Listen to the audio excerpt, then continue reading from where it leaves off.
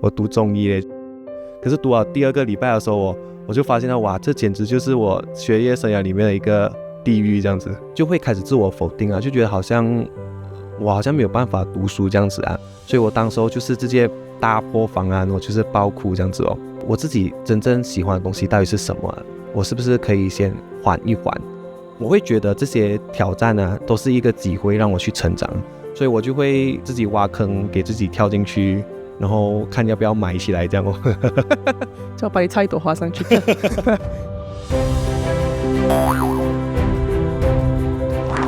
Hello， 大家好，欢迎回到这一期的人生反转啦！我是你们的主持人苏安。大学 GPA 4.0考满分的学霸，但是竟然会选择退学，我也不懂啦。学会活动每一场都有他，外表阳光灿烂，但内心焦虑到爆的凯文。Hello， 大家好，请叫我在焦虑中闪闪发光的男人。今天终于有机会合作了，那我们直接 straight to the point 啦。听说你当年读中医是因为有奖学金？是因为当年在中学毕业过后完全没有一个方向嘛，然后我就看到了这个中医的课程，刚好我的这个成绩又能够去申请到这个奖学金啊，我想哇，好像很歹这样我就马上去报读了这个中医的这个课程很开心就跟大家去分享，就是亲戚啊、朋友啊、爸爸妈妈，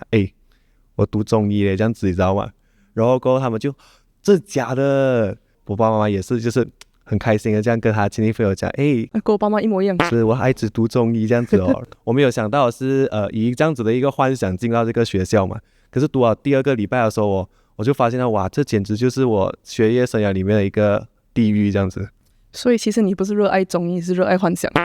我是热爱，是幻想自己能够去读这个中医啊。虽然是读中医啦，但是中医还是要去学一些西医的一些知识这样子当时我其实是没有任何就是读这个西医的这个知识，那我完全就是好像在听那个外星语这样，你知道吗？所以你觉得我是外星人，又是读西医的？可能你就是外星人。好的呀，然后当时我就没有办法去好好去读这个课程然后因为那时候又拿着这个奖学金，成绩又要是每天在3.5以上啊，所以我就每天给我自己很大很大的这个压力，我很焦虑每天就是去打仗这样子的，然后就每天听哇，那个外星人要打过来我不知道外星人在讲什么这样，然后等到我回到家的时候就会一种我终于打完仗了，可是我明天又要重新打仗这样子啊，这个压力带回家过后我也没有很好的去休息就是每天还是处在那个紧绷那个情绪在，没有办法去睡觉这样子。所以这个梦其实很烧脑一下这个梦不只是烧脑，还很伤神。等我没有办法好好睡觉的时候，隔天早上去学校的时候，反而就更没有精神这样子啊。所以像一复一日的时候，我的整个精神状态跟我的表情是好像感觉整个人不一样这样子啊。然后直到有一天，我的朋友就跟我讲说，其实你如果认为自己真的不能够去读的话，其实你可以选择去退学的。哇，好像终于有人把我内心想要讲的东西讲出来，我才真正找到我内心其实想要的就是这个答案。所以我当时候就是直接大破防啊，我就是爆哭这样子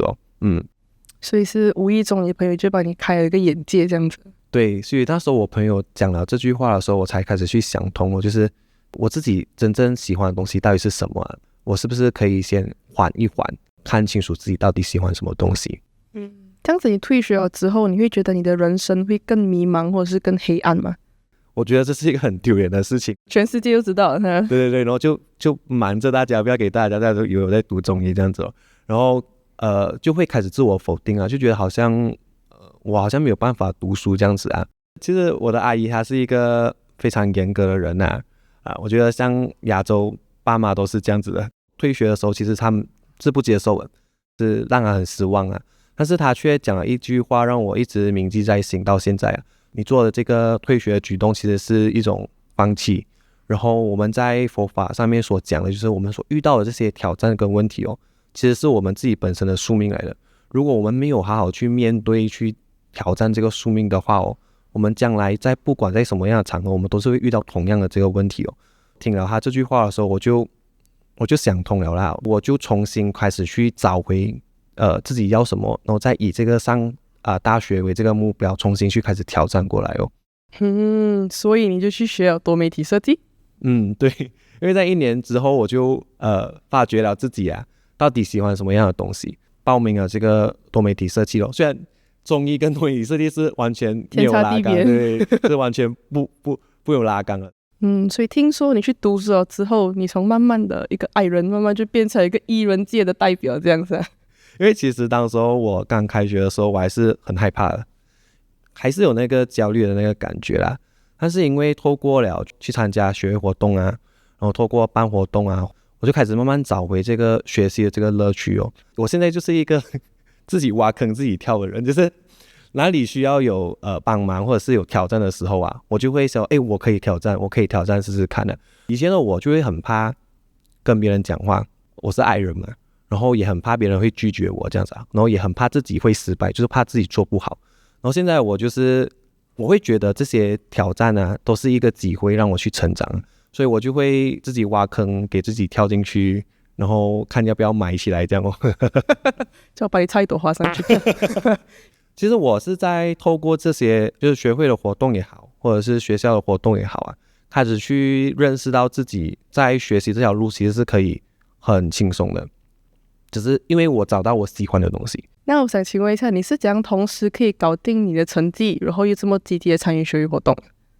其实我也不会像大家想的那种非常自律哦，早上起来早上7点起来了过后，然后8点开始读书啊，然后9点做运动这样子哦。我也是很严重的拖延症的一个人啊。所以其实有时候我就是因为有这样子的这个问题哦，所以我也很怕说做很多活动，可是我自己的学业搞不好这件事情啊，等我就把我的这个学业先分为不同的这个任务，比方讲说这个学业是100% 嘛，然后我就说，我今天要完成20%，明天我要完成10%，为了这个小小的目标去前进，我就不会因为好像到了这个 deadline 的时候啊，才开始去烦，怎么办？我100% 还没有做这样，然后避免自己会因为做太多活动啊，然后影响到成绩这样说，所以就是两边都要去兼顾。明白。像现在你是怎样看待失败这一件事？失败它其实就是一个过程，就好像我们打 game 的时候，又是打 game， 对，就我们打 game 的时候，你卡关的时候，你甘愿咩？你不甘愿的嘛，你就讲说，我一定要再来一局这样子啊。我是一个很愿赌服输的人呢。我相信观众朋友不但愿，OK， 就觉得我一定过不到啊，我一定要再来一局，再来一局这样啊。其实它跟人生是一样了，大不了就重来一局咯。我们不放弃，我们总有一点可以达到那个目标。那现在就到了快问快答加凯文的金句送出环节。第一题，如果你没有回去读书，你觉得你现在会过着什么样的生活？又肥又废的一个肥仔，我完全没有人生目标。那第二题，你现在最想挑战的事情是什么？想要做一个视觉艺术的作品，然后去鼓励人心。第三，如果你的未来你的兴趣又发生改变，你会再愿意勇敢转弯，再重新挑战一次吗？又想要去读中医的话，我觉得我会去读中医，就成为一个白袍设计师。我觉得很麻烦了，我把我的白袍给你就可以了。那第四，如果有人面对学业跟学会活动的冲突，你要怎样去鼓励他？其实学业是很重要的，这是学生的责任嘛。然后可是有些事情是我们在这个课业上面是没有办法得到的，就是这个生命的成长跟价值啊。所以透过一些参加活动啊、出席活动哦，其实这是一个我们人生的一个经历，然后我们可以从中去得到一些生命的价值哦。然后第二点就是我们也要相信自己有这个潜力哦，是能够去跨越这个烦恼跟这个挑战的。所以最主要就是下定这个决心，好好去挑战跟跨越过来。感谢你的快问快答还有金句送出。那其实凯文的故事告诉我们哦，不是要你在学业还有学位活动当中2选1，其实原来是可以 win-win 的。你说对吗？对，人生不是只有直线，要转弯才找到真正的自己。感谢凯文今天带来的超级反转人生故事。如果你还想看更多更精彩的故事的话，要记得订阅我们的频道哦，然后留言告诉我们，我们真好看。那我们下期再见，拜拜。